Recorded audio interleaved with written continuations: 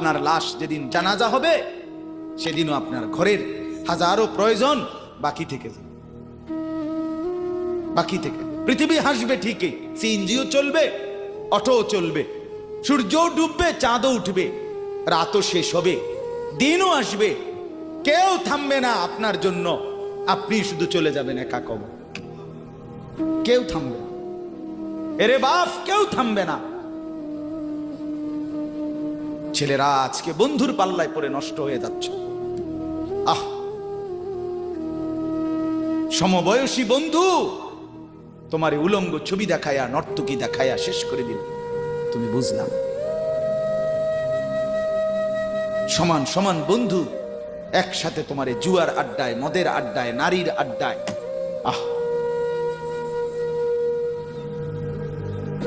আফসোসের কথা, ভাবতেই শিখেন একজন মানুষ সুস্থ স্বাভাবিক, একজন সতেজ সবল মানুষ, সে কেমনে এত বোকা হয়, নিজেকে ধ্বংস করে। আমি যখন এখন এই মাত্র যে দিদা আসতেছিলাম গাড়ি দিয়া, একটা ছেলে প্রতিবন্ধী, ছোট একদম প্রতিভা, সে দাঁড়াইয়া রয়েছে মাঝখানে, মানে গাড়ির হরনও বোঝে না, কিছুই বোঝে না সে।